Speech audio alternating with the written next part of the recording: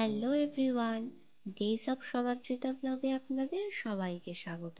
তো সকালবেলা আমি আমার কাজগুলো গুছিয়ে নিয়ে ওই আর কি পড়াশোনা করে নিয়ে কি খাবো বুঝতে পারছিলাম না। সকালবেলা ভাতটাও খেতে খুব একটা ভালো লাগে না, তাই আমি আর বোন মুড়ি মাখিয়ে নিলাম শসা, পেঁয়াজ, টমেটো, কাঁচা লঙ্কা, সর্ষের তেল, চানাচুর দিয়ে।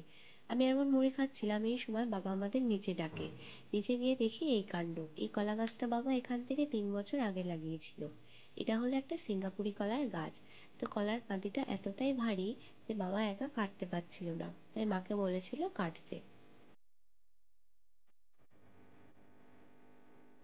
তারপর মা ওপরে গিয়ে রান্না করেছিল। মা আজকে রান্না করেছিল আলু ভাজা আর পনিরের তরকারি। পনিরের তরকারিটা কিন্তু বেশ টেস্টি ছিল। এর মেন ইনগ্রিডিয়েন্ট ছিল পোস্ত আর চারমগজ, যদিও লাস্টের দিকে মা উপর থেকে ঘি আর কাসুরি মেথি ছড়িয়ে দিয়েছিল।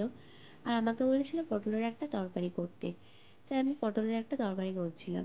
আমি করছিলাম নিরামিষ পটলের তরকারি। আর পাশে বোন দাঁড়িয়ে দাঁড়িয়ে আমার ভিডিও করে দিচ্ছিল আর আমাকে খুব হাসাচ্ছিল। তাই রান্না করতে করতে আমার খুব হাসি পাচ্ছিল।